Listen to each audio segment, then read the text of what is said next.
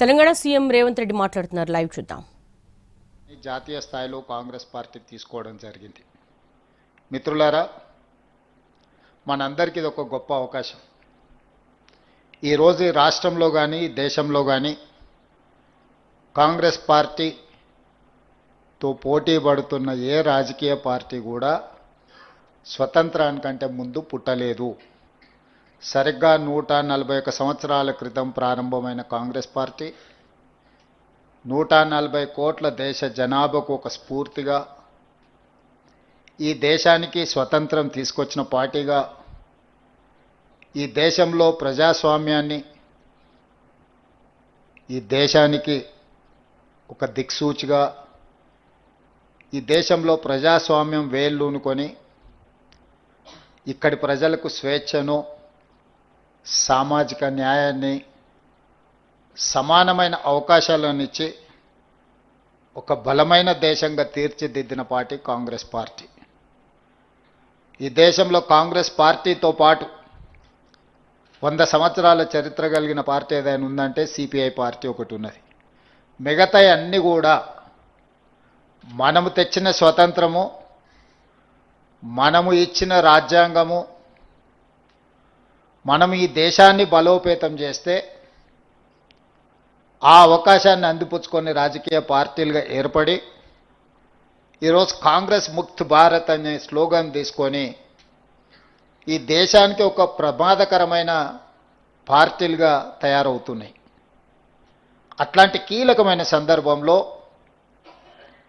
Ideological connect, భారతదేశం యొక్క ఆత్మ ఎక్కడ ఉంది అని ఎత్తుకుతే గ్రామీణ ప్రాంతాలలో, పల్లె సీమల్లో ఈ భారతదేశం యొక్క ఆత్మ ఉన్నది అని బలంగా మహాత్మా గాంధీ గారి యొక్క ఆలోచనని, సిద్ధాంతాన్ని విశ్వసించే పార్టీ ఈరోజు వికారాబాద్లో ఆంధ్రప్రదేశ్ తెలంగాణ జిల్లా పార్టీ అధ్యక్షుల శిక్షణ సమావేశాన్ని ఏర్పాటు చేసి ఈరోజు మీ అందరికీ పార్టీ యొక్క విధానమే కాదు, ప్రజల యొక్క సమస్యల్ని ఏ విధంగా అర్థం చేసుకోవాలి, ప్రజలు ఎదుర్కొంటున్న సమస్యలను ఏ విధంగా పరిష్కరించుకోవాలి, ఈ దేశంలో రాజ్యాంగాన్ని రద్దు చేయాలని ఒక పక్కన, రాజ్యాంగాన్ని సమూలంగా మార్చాలి, ఈ దేశంలో పేదలకు అందుతున్న రిజర్వేషన్లను రద్దు చేయాలని కుట్ర జరుగుతున్న నేపథ్యంలో మీ శిక్షణకు ఒక ప్రత్యేకమైన సమయం ఇది. అందుకే ఈ శిక్షణ అనేది 10 రోజులు ఇక్కడ ఉండడం అనేది మీరు శిక్షగా భావిస్తే దీనివల్ల 0 ప్రయోజనం. ఈ శిక్షణ అనేది మీ జీవితంలో కాంగ్రెస్ పార్టీ పరంగా, ప్రజా సమస్యల పరంగా మీకు ఒక సంపూర్ణమైన అవగాహన కల్పించే అవకాశం ఉంది. కాంగ్రెస్ పార్టీలో మీ అవకాశాలు మెరుగుపడడానికి కూడా ఈ శిక్షణ కార్యక్రమం ఉపయోగపడుతుంది. అప్పుడే మిత్రులు మా సెల్ ఫోన్లో సిగ్నల్ రావడం లేదు అన్న ఆలోచన చేస్తున్నారు. కొంతకాలం మీకు సిగ్నల్ లేకపోతే ప్రజలతో ఉంటే ఏ విధంగా ఉంటుందో కూడా ఒక గొప్ప అనుభూతి. మొదటి రోజు అలా అనిపిస్తుంది, రెండవ రోజుకి అలవాటు అవుద్ది, మూడవ రోజుకు అదే ఇష్టం అవుద్ది. కాబట్టి మీరందరూ, మనమందరం, ఈ వేదిక మీద ఉన్నోళ్ళు ఎవరైనా, ఎవరికి వారసత్వంగా హోదాలు రాలేదు, వారసత్వంగా హోదా రావడానికి అవకాశం ఉన్న వైఎస్ షర్మిల గారి వేదిక మీద ఉన్నారు. కానీ వారసత్వంగా వారేది తీసుకోలేదు. మీరు ఒక్కసారి ఆలోచన చేయండి. మోతీలాల్ నెహ్రూ గారు 1000 కోట్ల రూపాయల ఆస్తులను దేశానికి, జాతికి అంకితం చేశారు. పండిత్ జవహర్లాల్ నెహ్రూ గారు దేశ స్వతంత్ర పోరాటంలో 10 సంవత్సరాలు జైలు శిక్ష అనుభవించారు. శ్రీమతి ఇందిరాగాంధీ గారు ఉక్కు మహిళగా రాణించడమే కాకుండా ఈ దేశం కోసం ప్రాణాలనిచ్చి చివరి రక్తపు బొట్టు వరకు దారం పోసారు. వారి వారసత్వం నుంచి వచ్చిన రాజీవ్ గాంధీ గారు ఈ దేశ సమగ్రత కోసం ప్రాణాలు ఇచ్చారు. వారి ఆశయాన్ని కొనసాగించాలని శ్రీమతి సోనియా గాంధీ గారు పడ్డ శ్రమ, 2 చిన్న పిల్లల్ని ఒళ్ళో పెట్టుకొని ఈ దేశం కోసం వారు సర్వం త్యాగం చేసి ఈ దేశానికి నాయకత్వ సమస్య వచ్చినప్పుడు కాంగ్రెస్ పార్టీకి, దేశ నాయకత్వానికి అండగా నిలబడి ఒక మంచి నాయకత్వాన్ని సోనియా గాంధీ గారు అందించారు. ఇంతమంది వారసత్వంగా మహాత్మా గాంధీ గారు 30 సంవత్సరాలు బ్రిటిషర్స్ మీద పోరాటం చేసి స్వతంత్రం సాధిస్తే బ్రిటిషర్స్ కూడా మహాత్మా గాంధీ గారి మీద లాఠీ ఎత్తడానికి భయపడ్డారు. కానీ స్వతంత్రం వచ్చిన కొద్ది నెలల్లోనే భారతీయులమని చెప్పుకునే రాజకీయ పార్టీలు తూటాలతో మహాత్మా గాంధీ గారిని నేలకొరగదీసిండ్రు. అంటే బ్రిటిషర్స్ కూడా ధైర్యం చేయలేదు మహాత్మా గాంధీ గారిని టచ్ చేయడానికి. కానీ భారతీయ జనతా పార్టీ వారసత్వం ఉన్న వాళ్ళు మహాత్మా గాంధీ ప్రాణాలనే బలిగొన్నారు. మహాత్మా గాంధీ గారి దేశం కోసం ప్రాణాలు ఇచ్చారు. ఇందిరాగాంధీ గారి దేశం కోసం ప్రాణాలు ఇచ్చారు. రాజీవ్ గాంధీ గారి దేశం కోసం ప్రాణాలు ఇచ్చారు. ఈ లెక్కన ఈ వారసత్వంతోనే రాహుల్ గాంధీ గారు కూర్చున్న ఇంట్లో ఈ దేశానికి ప్రధానమంత్రి కావాలి. కష్టమనేది తెలియకుండానే ఈ తరంలో వారు ప్రధానమంత్రి కావాలి. కానీ ఇంత వారసత్వం ఉన్నా, ఇంత త్యాగ చరిత్ర ఉన్నా రాహుల్ గాంధీ గారు కన్యాకుమారి నుంచి కశ్మీర్ వరకు మండు టెండల్లో మంచు కొండల్లో 150 రోజులు 4000 కిలోమీటర్లు పాదయాత్ర చేసిండు. తెలంగాణ రాష్ట్రంలోనే 22 రోజులు 375 కిలోమీటర్లు పాదయాత్ర చేసిండు. డాక్టర్ వైఎస్ రాజశేఖర రెడ్డి గారి గురించి నాకంటే ఇక్కడ ఉన్న మీకే ఎక్కువ తెలుసు. రాజశేఖర రెడ్డి గారు చేసిన పాదయాత్ర, రాజశేఖర రెడ్డి గారు అందించిన పరిపాలన, రాజశేఖర రెడ్డి గారు అమలు చేసిన సంక్షేమ పథకాలు, రాజశేఖర రెడ్డి గారు చూపించిన అభివృద్ధి ప్రణాళిక ఒక గొప్ప ప్రణాళిక. ఈ రోజుకు మనం కాంగ్రెస్ విజయాలలో రాజశేఖర రెడ్డి గారు ముఖ్యమంత్రిగా ఉన్నప్పుడు తీసుకున్న నిర్ణయాలనే మనం ప్రతి వేదిక మీద ప్రస్తావిస్తున్నాం. ఆ రకంగా వైఎస్ షర్మిల గారు కేవలం రాజశేఖర రెడ్డి గారి పేరు చెప్పుకొని ఆంధ్రప్రదేశ్లో ఏ హోదాకైనా వెళ్ళొచ్చు. కానీ ఇటు తెలంగాణలో 3700 కిలోమీటర్ల పాదయాత్ర కావచ్చు, ఆంధ్రప్రదేశ్లో ఈరోజు చాలా కష్టాలలో ముళ్ళబాటలో ఈరోజు ఆంధ్రప్రదేశ్ కాంగ్రెస్ పార్టీ అధ్యక్షురాలుగా తను చేయగలిగిన ప్రయత్నం అంతా ఏ అవకాశాన్ని కూడా జారవిడ్చుకోకుండా ఈరోజు ఆంధ్రప్రదేశ్లో కాంగ్రెస్ పార్టీని బలోపేతం చేయడానికి వైఎస్ షర్మిల గారు ఈరోజు కష్టపడుతున్నారు. నేను మీకు చెప్పదలుచుకున్నది, వారసత్వం ఉండి త్యాగాల పునాదులున్న రాజీవ్ గాంధీ గారు క్షేత్రస్థాయిలలో, తండాలలో, గూడాలలో, మారుమూల పల్లెల్లో పేదవాడు తలుపు తట్టి పేదవాడి గుండెకు చేరాలన్న ప్రయత్నము వైఎస్ షర్మిల గారు కూడా ప్రజల దగ్గరికి వెళ్ళి ప్రజల మన్ననలు పొంది ఈరోజు రాజకీయాలలో రాణించాలని చేస్తున్న ప్రయత్నము జిల్లా పార్టీ అధ్యక్షులుగా మీకు అందరికీ ఒక స్ఫూర్తినివ్వాలి అని నేను భావిస్తున్నా. కష్టము శ్రమ ఎప్పుడు ఊరికపోదు. మమ్మల్ని జిల్లా పార్టీ అధ్యక్షులను చేసింది కాబట్టి ఈ జిల్లా మీద మొత్తం మాది ఆధిపత్యం ఉన్నది. మేము ఈ జిల్లాలకు అధిపతులమైనము అని ఒకవేళ మీరు ఎవరైనా భావిస్తే మొట్టమొదటి తప్పిదం అదే అవుతుంది. ఇది అధికారం కాదు. జిల్లా పార్టీ అధ్యక్షుడు అనేది ఒక బాధ్యత. ఈ బాధ్యత అనేది కుటుంబ పెద్దలాంటి బాధ్యత. పార్టీలో అన్ని రకాల నాయకులు ఉంటారు, అన్ని రకాల ఆలోచనలు చేసేవాళ్ళు ఉంటారు. షర్మిల గారు చెప్పినట్టు వితిన్ ద పార్టీలో కూడా భిన్నాభిప్రాయాలు చెప్పేవాళ్ళు ఉంటారు. ఇది ఈరోజు కాదు, 141 సంవత్సరాల క్రితం కాంగ్రెస్ పార్టీ మొదలైనప్పుడు మహాత్మా గాంధీ గారు ఉన్నప్పుడు కూడా వారి ఆలోచన విధానానికి భిన్నాభిప్రాయాలు చెప్పిన వాళ్ళు ఉన్నారు.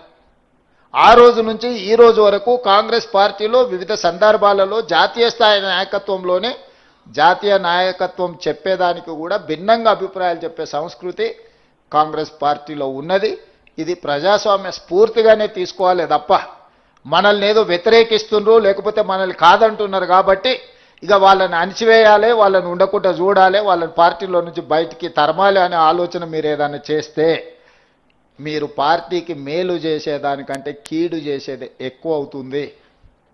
మీకు అందరికీ తెలుసు, నేను పిసిసి అధ్యక్షుడు అయినప్పుడు కూడా పరిస్థితులు, ప్రతి నాయకుడి ఇంటికి వెళ్ళిన, ప్రతి వాళ్ళని కలిసిన, పార్టీ సంక్లిష్టమైన పరిస్థితులను ఎదుర్కొంటుంది. మీకంటే వయసులో అనుభవంలో చిన్నవాడినే అయి ఉండొచ్చు, కానీ పార్టీ నాకు ఒక అవకాశం ఇచ్చింది. మీరందరూ సహకరించండి, అందరం కలిసి కొట్లాడితే తప్పకుండా మనకు మంచి రోజులు వస్తాయి అని చెప్పి ప్రతి నాయకుడి ఇంటికి వెళ్ళి కలిసిన వాళ్ళందరూ వీలైనంత మేరకు నేను వెళ్ళి కలిసిన తర్వాత వాళ్ళందరూ కూడా పర్వాలేదు మన దగ్గరికి అయితే వచ్చిండు కదా, తను చెప్పే ఆలోచన పార్టీకి ప్రయోజనం చేకూరుస్తుంది కదా, మనందరం కలిసి పనిచేస్తే అందరికీ భవిష్యత్తు ఉంటుంది కదా, మనం 5-10 మంది నాయకులం పోటీ పడ్డోళ్ళము పోట్లాడుకుంటే లక్షలాది మంది కార్యకర్తలు పార్టీని నమ్ముకున్న వాళ్ళకి అన్యాయం జరుగుతుంది కదా అని అందరూ పెద్ద మనసు చేసుకొని ముందుకు వస్తే సరిగ్గా 2.5 సంవత్సరాలలో మనం కాంగ్రెస్ పార్టీని 2.5% ఓట్ల నుంచి 40% ఓట్లకు తీసుకెళ్ళగలిగినాము. మిత్రుడు వంశీచంద్రెడ్డి గారు చెప్పినట్టు గ్రామ కమిటీలు, మండల కమిటీలు, జిల్లా కమిటీలు, రాష్ట్ర కమిటీలను వేసుకునే ముందు డిజిటల్ మెంబర్షిప్, అంతకుముందు మెంబర్షిప్ బుక్లు ఇస్తే ఊర్లో కూర్చొని ఒక నాయకుడు ఆ ఊర్లో తెలిసిన వాళ్ళందరూ మనకు కావాల్సిన వాళ్ళందరి పేర్లు రాసి మెంబర్షిప్లు ఇచ్చేది. అట్లా కాదు, డిజిటల్ మెంబర్షిప్ చేయాలని ఏఐసిసి ఆదేశించినప్పుడు పద్ధతి ప్రకారంగా ప్రతి ఇంటికి వెళ్ళి ఒక యాప్ క్రియేట్ చేసి ప్రతి మనిషిని కలవండి, చేరతామన్న వాళ్ళనే పార్టీలో చేరించుకోండి అని చెబితే గ్రామ స్థాయి, మండల స్థాయి, జిల్లా స్థాయి నాయకత్వం అంతా ప్రతి నియోజకవర్గానికి ఒక సమన్వయకర్త అనేసి మనం పంపించి 119 నియోజకవర్గాలలో ఒక క్రమ పద్ధతిలో మెంబర్షిప్ చేస్తే 42 లక్షల మెంబర్షిప్లు మనకు అయినాయి. సరిగ్గా 60 రోజుల్లో 42 లక్షల మందిని పార్టీలో డిజిటల్ మెంబర్షిప్ చేసినాము. ఢిల్లీకి అనుమానం వచ్చింది వీళ్ళు ఊరికే ఏదైనా ఈ వివరాలు సేకరించినామని.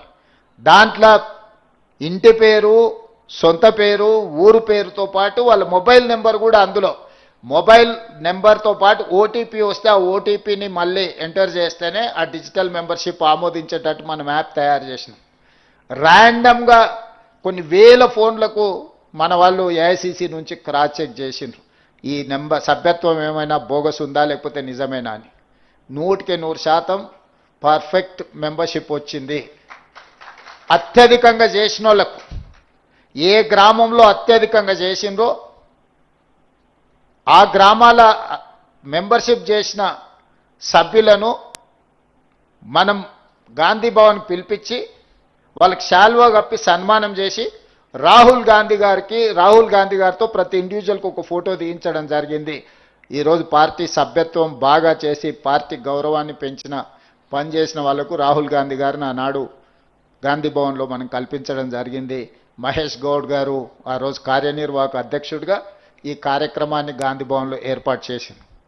ఆ రోజు క్షేత్రస్థాయిలో నేను సిఎల్పి లీడర్ బట్టి విక్రమార్క గారు పర్యటిస్తుంటే కార్యనిర్వాహక అధ్యక్షుడిగా మహేష్ గౌడ్ గారు గాంధీ భవన్ వదలకుండా అక్కడ కూర్చొని సమస్యలతో వచ్చేటోళ్లను, పంచాయతీలు పెట్టేటోళ్లను, రకరకాల విన్యాసాలు చేసేటోళ్ళు అందరిని కూడా సమన్వయం చేసుకుంటూ గాంధీ భవన్ దగ్గర కాపలాగా ఉన్నాడు. కాబట్టి నేను పిసిసి అధ్యక్షుడిగా, వారి కార్యనిర్వాహక అధ్యక్షుడిగా ఈ పార్టీ అధికారంలోకి రావడానికి మేమందరం కూడా ప్రయత్నం చేసినాం.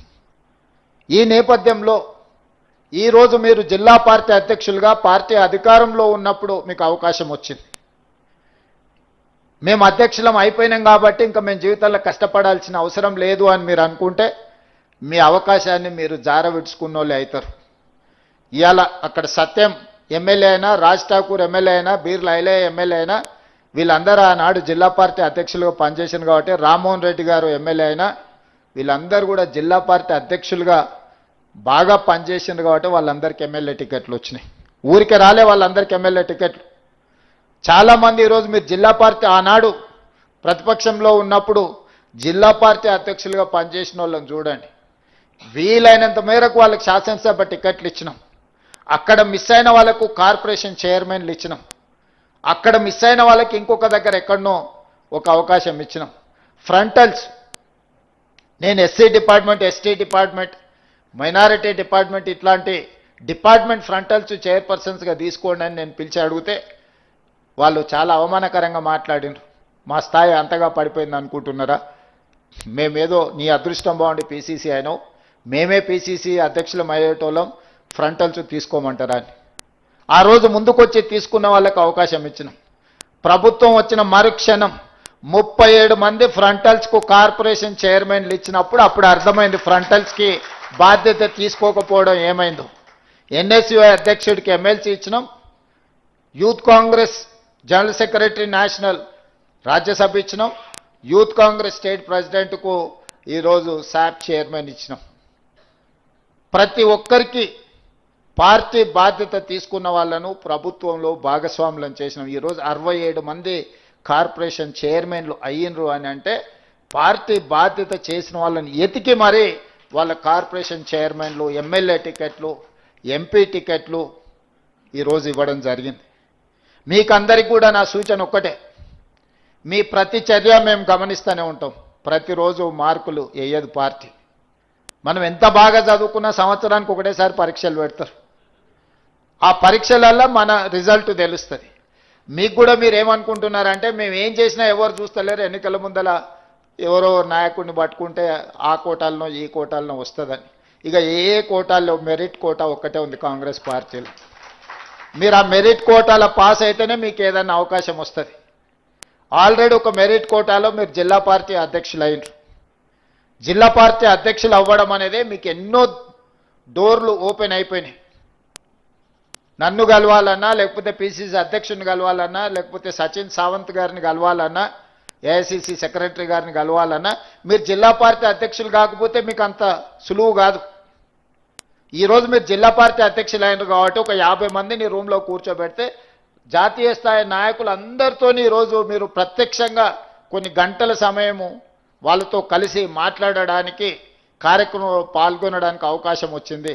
జిల్లా పార్టీ అధ్యక్షుడు అనే పదవి చాలా డోర్లు కాంగ్రెస్ పార్టీలో ఓపెన్ అయిపోతాయి.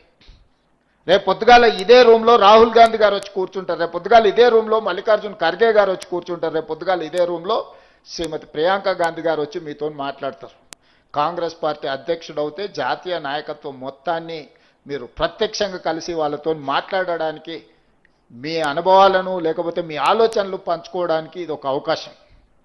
ఈ అవకాశాన్ని మీరు సద్వినియోగం చేసుకోకుండా అక్కడ వెడమ బొజ్జున్నాడు, ఆయన ఎమ్మెల్యే అయ్యిండు. నేను ఆదిలాబాద్లో నాగోబా జాతరకి వెళ్ళినప్పుడు ఆయన ఒక సామాన్య కార్యకర్త అక్కడ ఆ గుడి దగ్గర కొన్ని ఏర్పాట్లల్లో చాలా యాక్టివ్గా కనిపించిన. ఆయనకేం పెద్దగా నాకు తెలిసి కాంగ్రెస్ బ్యాక్గ్రౌండ్ ఏం లేదు. ఏందా ఆయన బ్యాక్గ్రౌండ్ అంటే వాళ్ళ తల్లిదండ్రులకు ఒక ఇందిరమ్మ ఇల్లు ఇచ్చిరా, ఆ ఇంట్లో ఉంటారు, గదే ఆయనకున్న బ్యాక్గ్రౌండ్. కానీ క్రియాశీలకంగా కనిపిస్తే ఎవరో ఆ పేరు కనుక్కొని ఎవరికో చెప్తే పేరు రాసుకుంటే తర్వాత పిలిపించి ఓ చిన్న బాధ్యత ఇచ్చి అక్కడి నుంచి ఈరోజు ఎమ్మెల్యే టికెట్ ఇస్తే ఎమ్మెల్యే అయ్యండి. కాంగ్రెస్ పార్టీ బీఫామ్కున్న బలం అలాంటిది. ఏమీ లేదు వాళ్ళకి. ఆయన ఎమ్మెల్యే అయ్యేటప్పుడు కూడా ఇందిరమ్మ ఇల్లే ఉంది. కాబట్టి ఇక్కడ ఉన్న వాళ్ళకి ఏమైనా ఉండొచ్చు, చాలా వాళ్ళు డబ్బులు ఉన్నోళ్ళు ఉండొచ్చు, డబ్బులు లేని వాళ్ళు ఉండొచ్చు, లేకపోతే కులం ఉన్నోళ్ళు ఉండొచ్చు, కులం కొంచెం చిన్న చూపు చూస్తారని బాధ కలిగేటోళ్ళు కూడా ఇక్కడ ఉండొచ్చు, నాకు తెలియదు.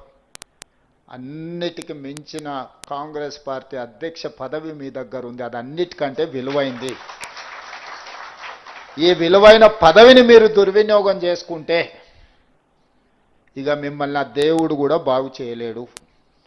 ఈ పదవిని పొదుపుగా వాడుకొని, పదవిని ప్రజల కోసం వినియోగించి, పదవిని కార్యకర్తల్ని సమన్వయం చేసుకోవడానికి వాడుకుంటే మీరు ఎమ్మెల్యేనో, ఎమ్మెల్సీయో, ఎంపీయో, మంత్రో, ముఖ్యమంత్రో ఏ స్థాయికైనా మీరు ఎదగడానికి ఇది ఉపయోగపడుతుంది. ఇది తొలిమెట్టు మీ రాజకీయ జీవితంలో. జిల్లా పార్టీ అధ్యక్షుడు అనేది మీ రాజకీయ జీవితంలో ప్రతివాడికి ఒక కోరిక, ఒక ఆలోచన, ఒక పట్టుదల ఉంటుంది. కానీ అది చేరుకోవడానికి, అది సాధించుకోవడానికి చాలామందికి అవకాశాలు రావు. ఈరోజు మీ జిల్లాలోనే ఎంతమంది పోటీపడి ఉంటారో మీకే తెలుసు. మరి అంతమందిలోకి వెళ్ళి పార్టీ మీకు అవకాశం ఇచ్చిందంటే సంపూర్ణమైన కార్యకర్తలు నిజంగానే వాళ్ళకి డబ్బులు కావాలనుకుంటే ఈ కాంగ్రెస్ పార్టీ కార్యకర్తలు పోగేస్తే కూడా ఓ 10,000 కోట్ల రూపాయలు జమ అయితే గాంధీ కుటుంబానికి ఇవ్వడానికి. మనమందరం గాంధీ కుటుంబానికి ఒకవేళ ఆర్థిక అవసరాలు ఉన్నాయి అని అంటే తలా ఓ చెయ్యి వేస్తే తెలంగాణ నుంచి ఒక 1000 కోట్లు పోగేసి ఇవ్వగలిగిన శక్తి ఈరోజు కాంగ్రెస్ పార్టీ కార్యకర్తలకు ఉన్నది. ఉండడానికి సొంత ఇల్లు లేదు. రాహుల్ గాంధీ గారిని పార్లమెంట్ సభ్యత్వం రద్దు చేసినప్పుడు, ఇల్లు ఖాళీ చేయించినప్పుడు రాహుల్ గాంధీ గారికి ఎక్కడికి వెళ్ళి ఉండాలనో అర్థం కాల. చివరికి వాళ్ళ అమ్మ దగ్గరికి 10 జన్పత్తులో పోయి ఉన్నాడు. ఇల్లే లేని రాహుల్ గాంధీ గారికి డబ్బులు అవసరమా? 3 తరాలు దేశం కోసం ప్రాణాలు ఇచ్చిన గాంధీ కుటుంబానికి డబ్బులు అవసరం ఉన్నాయి. ప్రాణాలే లెక్క చేయకుండా దేశం కోసం త్యాగం చేసిన వాళ్ళకు ఎవరి దగ్గరైనా డబ్బులు తీసుకునే అవసరం ఉందా?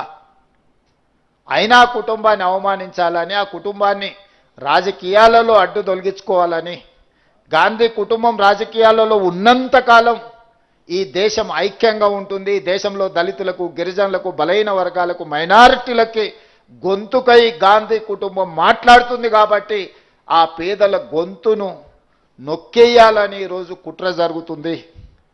ఈ కుట్రలన్నిటిని కూడా అర్థం చేసుకొని మనము తిప్పికొట్టాల్సిన బాధ్యత మన అందరి మీద ఉన్నది. ఈరోజు జిల్లా పార్టీ అధ్యక్షులుగా మీ మీద ఉన్నది. ప్రభుత్వంగా మేము సంక్షేమాలు అమలు చేస్తున్నాం, అభివృద్ధి కార్యక్రమాలను చేపడుతున్నాం, విధానపరమైన నిర్ణయాలు తీసుకుందాం. 100 సంవత్సరాల నుంచి బీసీ కులగణన జరగలే. బ్రిటిషర్స్ ఉన్నప్పుడు జరిగితే స్వతంత్రం వచ్చిన 75 సంవత్సరాలు కూడా ఏ రాష్ట్రము ఈ దేశము కులగణన చెయ్యలేదు. 100 సంవత్సరాల జటిలమైన సమస్యకు తెలంగాణ రాష్ట్ర ప్రభుత్వం జనగణనతో పాటు కులగణన చేసి ఈ దేశానికి ఆదర్శంగా తెలంగాణ రాష్ట్ర ప్రభుత్వం నిలబడ్డది. 40 సంవత్సరాల నుంచి మాదిగ ఉపకులాల వర్గీకరణ మీద ఎన్నో పోరాటాలు జరిగి సుప్రీంకోర్టు ఆదేశాలు ఇచ్చిన అమలు జరగకపోతే ఏబిసిడి వర్గీకరణ మాదిగ ఉపకులాలలో అమలు చేసి తెలంగాణ రాష్ట్రం దేశానికి నెంబర్ 1గా నిలబడ్డది. ఇవన్నీ కూడా మన సక్సెస్ స్టోరీస్. అంటే సంక్షేమం ఇల్లో, పెన్షనో, లేకపోతే స్కూల్ ఫీజులో ఇవే కాదు. సామాజిక రుగ్మతలైన సమస్యల్ని మనం పరిష్కరించినము, వర్గీకరణ చేసినాము, కులగణన చేసినాము. 42% బీసీలకు స్థానిక సంస్థలలో మనం రిజర్వేషన్లు ఇస్తామంటే సర్పంచులలో 49.83% సర్పంచులను చేసినాము. మున్సిపల్లో 63% ఓబీసీలను ఇవాళ మనం కౌన్సిలర్లుగా, కార్పొరేటర్లుగా, మున్సిపల్ చైర్పర్సన్స్గా చేసినాం. ఇవన్నీ ఎలా సాధ్యమైనాయి అంటే కాంగ్రెస్ పార్టీ ఉండడం వల్లనే సాధ్యమైనవి. ఇంత గొప్ప ప్రణాళికలు అమలు చేస్తున్న కాంగ్రెస్ పార్టీకి మీరు జిల్లా పార్టీ అధ్యక్షులుగా బాధ్యత తీసుకున్నారు. ఇది అత్యంత కీలకమైన బాధ్యత.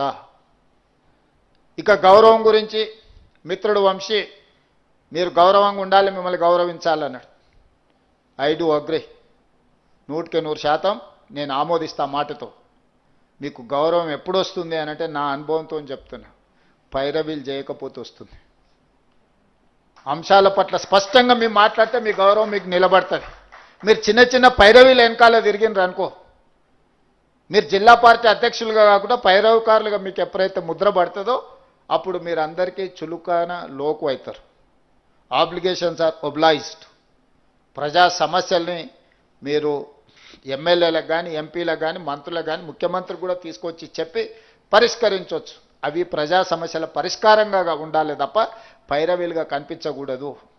మీరు పైరవీలకు ఎప్పుడైతే జిల్లా పార్టీ అధ్యక్షులు దూరంగా ఉంటారో గౌరవం అదే నడుచుకుంటూ వస్తుంది. మీకు గౌరవం ఎక్కడికి పోదు. గౌరవం ఆటోమేటిక్గా మీరు పైరవీలు మానేసి ప్రజా సమస్యల్ని ప్రస్తావించి ప్రజా సమస్యల్ని ప్రభుత్వం దృష్టికి తీసుకొచ్చి ఉన్నతాధికారుల దృష్టికి తీసుకొచ్చినప్పుడు ఆటోమేటిక్గా మీరు వస్తే ఎవరైనా మిమ్మల్ని గౌరవిస్తారు, మీకు మర్యాద ఇస్తారు, మీరు చెప్పింది ఇచ్చేస్తారు. ఎప్పుడైతే మీరు చిన్న పైరవీల వెనకాల మీరు మొదలు పెట్టినరో ఏముందిలే నిలబడతాడు, ఏముందిలే ఆయన వస్తే రోజు ఎదురేగుతామా, ఇట్లాంటి చీత్కారాలు వస్తాయి. కాబట్టి ప్రజా సమస్యలను పరిష్కరించడం వేరు, సొంతంగా కొన్ని పైరవీలు చేయాలన్న ఆలోచన వేరు. ఈ రెండింటికున్న ఒక థిన్ లైన్ మీరు అర్థం చేసుకుంటే ఆటోమేటిక్గా అప్పుడప్పుడు మన గ్రామాలలో కొంతమందిని చూడంగానే వాళ్ళతో మాట్లాడి పంపిస్తాం. ఏంటంటే వాళ్ళకున్న క్యారెక్టర్ని బట్టి మనం వాళ్ళు రెస్పెక్ట్ చేస్తాం, పొజిషన్ని బట్టి కాదు. మీరు కూడా జిల్లా పార్టీ ప్రెసిడెంట్లుగా మీ క్యారెక్టర్ని మీరు ప్రూవ్ చేసుకుంటే అది ఎవరైనా, ఈరోజు సచిన్ రావు గారు ఉన్నారు, ఆయనకేం హోదా లేదు, కానీ ఏ రాష్ట్ర ముఖ్యమంత్రి అయినా సచిన్ రావు వస్తే ఫస్ట్ సచిన్ రావు గారు మీరు రాండి, ఏం పని మీద వచ్చి ఏందని అడిగి మాట్లాడతారు. ఎందుకు? That is his character. He doesn't have any personal agenda. He don't ask any personal favour. He is not trying to get something from anyone who is having position or anything. Just he is serving. That's all. If you people also you are going to serve for poor people or party, definitely you will get that respect. I am assuring you. నేను 20 ఏళ్ళు 2006లో నేను మొట్టమొదటిసారి ZPTC అయినా, 2007లో MLC అయినా, 2009లో MLA అయినా, 14లో MLA అయినా. ప్రతి జూన్లో 2006 జూన్ నేను జడ్పీటీసీ, 2007 జూన్ నేను ఎమ్మెల్సీ, 2009 జూన్ నేను ఎమ్మెల్యే, 2014 జూన్ నేను రెండోసారి ఎమ్మెల్యే, 2019 జూన్ నేను ఎంపీ, 2021 జూన్లో నేను పిసిసి ప్రెసిడెంట్ను, 2023 డిసెంబర్లో నేను ముఖ్యమంత్రిని. సరిగ్గా 16 సంవత్సరాలలో ఒక జిల్లా పరిషత్ మెంబర్ నుంచి ముఖ్యమంత్రి వరకు అవకాశం వచ్చింది. అది కాంగ్రెస్ పార్టీ ద్వారా. నేను ఎప్పుడైనా ప్రజా సమస్యల మీద అందరితో కొట్లాను. ఏ రోజు కూడా శ్రీధర్ బాబు గారు అప్పుడు ఇప్పుడు మంత్రే, వారిని అడుగుని, వారు నాకు మంచి మిత్రుడు. ఏ రోజన్నా చిన్న పని అయినా, రాజశేఖర రెడ్డి గారికి నేనంటే బాగా ఇష్టం. నేను కనిపిస్తే వాటి హీరో అని కొట్టి మాట్లాడటం నేను ఎమ్మెల్సీగా ఉన్నప్పుడు. ఏ రోజు కూడా వారితో నాకున్న ఇంటిమసిలా ఏ రోజు పర్సనల్ ఫేవర్ అడగలే. నా కౌన్సిల్ స్పీచెస్ తీసుకోండి, ఎందుకంటే వారు అప్పుడు నేను బడ్జెట్లో ఫస్ట్ బడ్జెట్ వారు రెండోసారి ప్రభుత్వం వచ్చినాక నేను మాట్లాడింది ఉంటుంది. యూట్యూబ్లో మీకు ఎక్కడన్నా ఉండొచ్చు, చూడండి. రాజశేఖర రెడ్డి గారు ముఖ్యమంత్రిగా లేచి ఎంత గౌరవంగా రిప్లై చేసిండ్రు.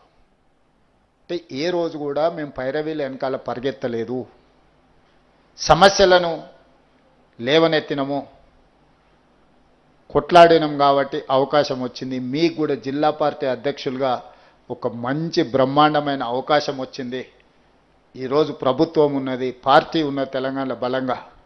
ఆంధ్రప్రదేశ్ జిల్లా అధ్యక్షుల్ని, ఆ రాష్ట్ర పార్టీ అధ్యక్షురాలని స్ఫూర్తిగా తీసుకోండి. అక్కడ వాళ్ళు పడుతున్న కష్టాలకు ఇక్కడ మీకున్న కంఫర్ట్కు ఉన్న తేడాన్ని మీరు గమనించండి. అందుకే ఈరోజు పరిపాలన పరంగా 2 రాష్ట్రాలుగా విడిపోయిన మన ఆలోచనలు, పార్టీని 2 రాష్ట్రాలలో మనం అభివృద్ధి చేసుకోవాల్సిన అవసరం ఉన్నది.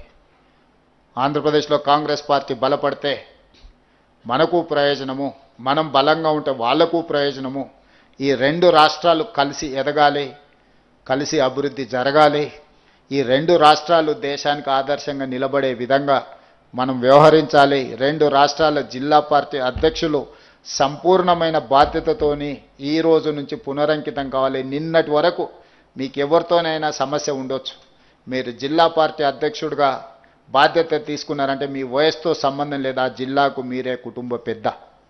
మీరు కుటుంబ పెద్ద అంటే కుటుంబంలో ఎన్నో రకాల సమస్యలతోని, ఎన్నో రకాల ఆలోచనలతోని కుటుంబంలో సభ్యులు ఉంటారు. వాళ్ళందరినీ సమన్వయం చేసుకోవడమే మీ యొక్క విజయం. మీరందరూ ఖచ్చితంగా బాగా చేస్తారని, బాగా చెయ్యాలని, చేసే క్రమంలో మా అందరి సంపూర్ణమైన సహకారం ఉంటుందని మీ అందరికి కూడా తెలియజేస్తూ మరొకసారి మిమ్మల్ని అందరినీ మనస్ఫూర్తిగా అభినందిస్తున్నా. ఎన్నో మంది పోటీ పడ్డా మీరు అధ్యక్షులుగా అవకాశం వచ్చింది. దీన్ని సద్వినియోగం చేసుకొని ముందుకు వెళ్ళాలి, ఆదర్శంగా ఉండాలి అని తెలియజేస్తూ మీ అందరి దగ్గర సెలవు తీసుకుంటున్నా. ధన్యవాదాలు మిత్రులారా.